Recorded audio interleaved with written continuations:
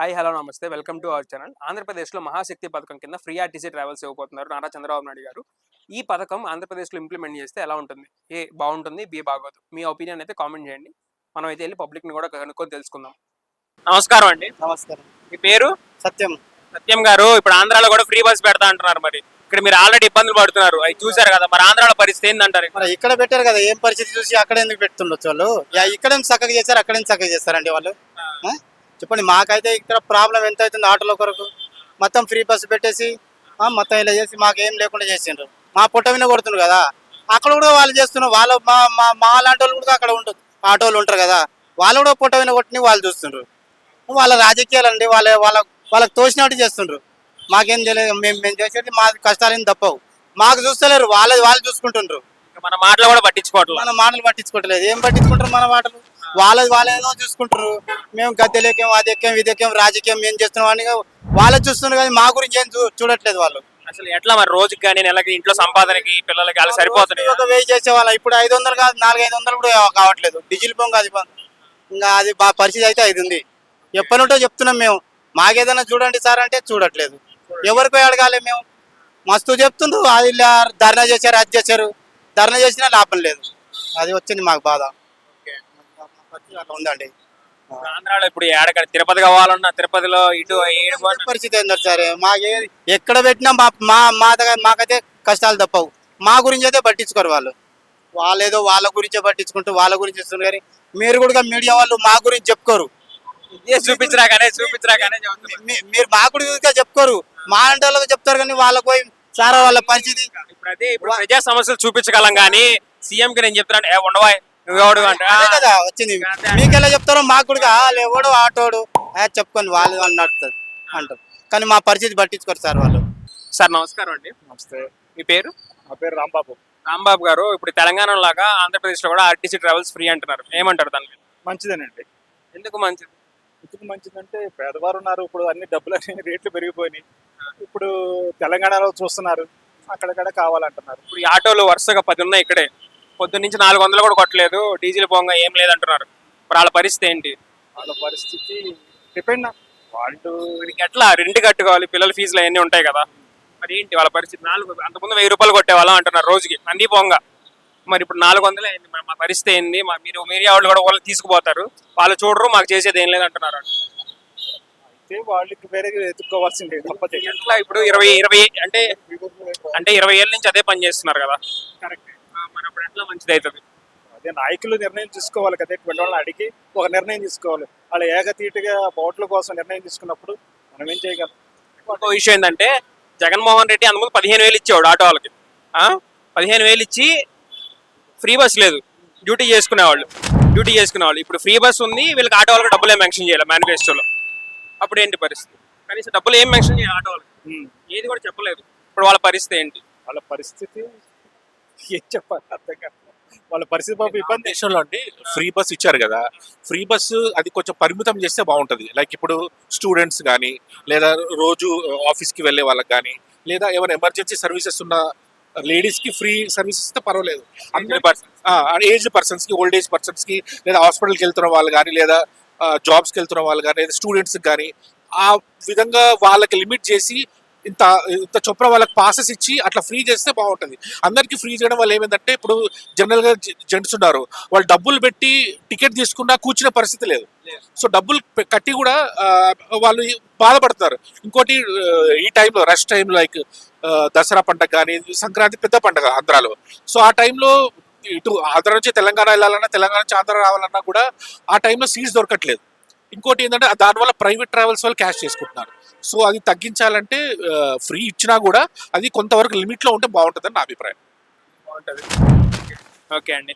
Next ఇంకోటి, private travels కానీ వీటికి ఇప్పుడు ఆంధ్రాలో తిరుపతి ఉంది, తిరుపతి మీద ఇండైరెక్ట్గా కొన్ని వేల మంది బతుకుతారు ట్రావెల్స్ బేస్ చేసుకొని.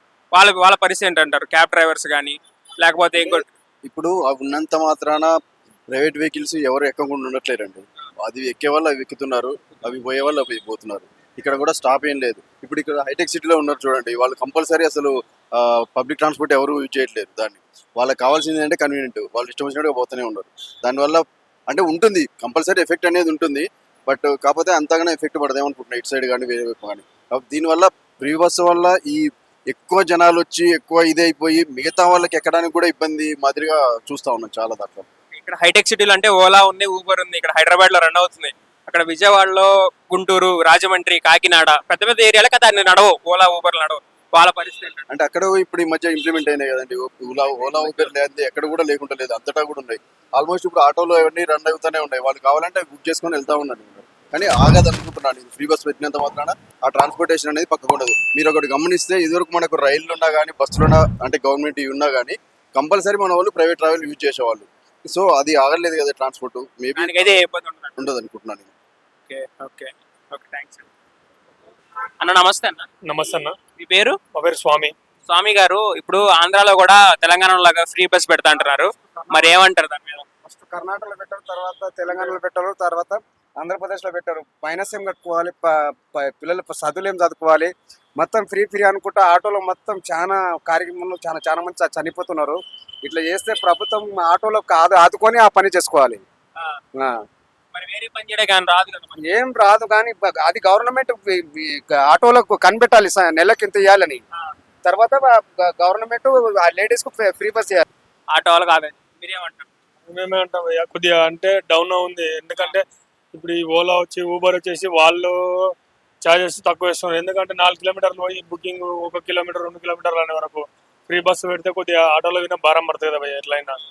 అందుకు కొద్దిగా చూసే గుడ్డుగా బాగుంటుంది అని మా అభిప్రాయం. అన్న నమస్తే అన్న. నమస్తే అన్న, మీ చెప్పండి. పేరు? చందు అన్న మా పేరు. చందు అన్న. ఇప్పుడు మనకి ఆంధ్రాలో ఫ్రీ బస్ పెడతా అంటున్నారు, దానిపైన ఏమంటావు? మంచిదేనా ఆడోళ్ళకి కానీ మనోళ్ళకి మనకి మగవాళ్ళకి కానీ అందరికి మంచిదేనా చెడ్డదా? ఫ్రీ బస్ అన్నదే లేడీస్ కి మంచిదన్న. మరి బాయ్స్ పరిస్థితి మరి అంటే చంద్రబాబు నాయుడు గారికి లేడీస్ ముఖ్యమా, బాయ్స్ వస్తే మరి ఇంకా మరి ఏంటంటే దీని పైన ఆయన కూడా మరి బాయ్స్ కూడా ఆయన మరి మాకు కూడా పట్టక మరి ఫ్రీ, మీకు కూడా ఫ్రీ కావాలి. ఫ్రీ కాక మరి అంటే ఆయనకి లేడీస్ ఒక్కలేసారి ఆయనకి ఓట్లు, బాయ్స్ వేయలేదేంటి? మరి దీనిపైన మాకు కూడా ఫ్రీ పెట్టాలండి. మాకు కూడా ఒక చట్టం కావాలి. అన్ని ఏమో లేడీస్కి పెడుతున్నారు ఆయన, అన్ని లేడీస్కి వెళ్తున్నారు, మరి బాయ్స్కి ఏం పెడుతున్నారు? బాయ్స్ కి కూడా ఫ్రీ కావాలి. మరి ఫ్రీ కావాలి, ఏదో ఒకటి చట్టం కూడా కావాలి కదండి మాకు. ఇప్పుడు మరి ఆంధ్రాలో ఆటో వాళ్ళ పరిస్థితి ఏంటంటావు? ఆటో పరిస్థితి ఇంకా బస్సు ఫ్రీ అయితే ఇంకా ఆటో బస్సు ఇంకా ఎంతకంత అన్న. పవన్ కళ్యాణ్ గారు ఏమో వాళ్ళకి ఏదో ఒకటి చేస్తామంటున్నారు. మరి ఏం చేస్తారో ఇంకా ఇష్టం. మరి ఇంకా ఆటో వాళ్ళు ఏమో మరి మా పరిస్థితి ఏంటి అంటారు వాళ్ళు. మరి అందరూ ఎత్తండి. సరే అన్న, ఓకేనా సార్? నమస్కారం అండి. నమస్తే అండి, మీ పేరు? రవికుమార్. రవికుమార్ గారు, మనకి ఇప్పుడు ఆంధ్రప్రదేశ్లో తెలంగాణలో లాగా ఫ్రీ బస్ పెడతా అంటున్నారు, దానిపైన ఏమంటారు? ఫ్రీ అనేది ఏది కూడా ఫ్రీగా ఇవ్వకూడదు. అది దానికి వాల్యూ ఉండదు, మెయింటెనెన్స్ ఉండదు. అనుకున్న లక్ష్యాలు ఎవరు కూడా సాధించలేరు. అనవసరంగా ప్రయాణం చేయడం, అవసరం ఉన్న వాళ్ళకి బస్సు అందకపోవడం, బస్సులో తగ్గించడం చూస్తూనే ఉన్నాం ప్రాబ్లమ్స్. ఏది కూడా ఫ్రీగా అనేది ఇవ్వకూడదు, అర్హత ఉన్న వాళ్ళకి తప్పించి. అది నా ఒపీనియన్. ఛార్జీలు పెంచుతారంటారా మరి? ఛార్జీలు పెంచక తప్పదు ఫ్యూచర్లో. ఎందుకు అంటే ఈరోజు ఫ్రీగా ఇస్తున్నామంటే అది ఆర్టీసీ బడ్జెట్ లోటుగానే చూపించుకుంటూ పోతారు సార్. అంతేగాని గవర్నమెంట్ లోటుగా చూపించేది ఆర్టీసీ బడ్జెట్ లోపంగానే ఉంటుంది అది. సో ఫ్యూచర్లో రేట్లు పెంచగా తప్పదు, అది ఎటు తీసి మళ్ళీ వినియోగదారుడి పైన పడుతుంది అది. ఇప్పుడు తెలంగాణలో అయితే హైదరాబాద్ ఒకటే ఉంది మెయిన్ సిటీ. అక్కడ గుంటూరు, విజయవాడ, రాజమండ్రి అన్ని కూడా పెద్ద పెద్ద మెయిన్ సిటీస్. అక్కడ ఉన్న ఆటో డ్రైవర్లు చాలా మంది ఉంటారు, లోకల్ బస్సులు తిరుగుతూ ఉంటాయి కదా, మరి వాళ్ళ పరిస్థితి ఏంటంటారు? అది అలా కాదు. ఆటో వేరు, బస్సు వేరు. టెంపరీగా ఆటోలు దెబ్బతినొచ్చు కానీ ఫ్యూచర్లో అట్లాంటి ప్రాబ్లమ్స్ ఏమి ఉండవు. సెట్ అయిపోవడానికి కొంచెం టైం పడుతుంది అంతే.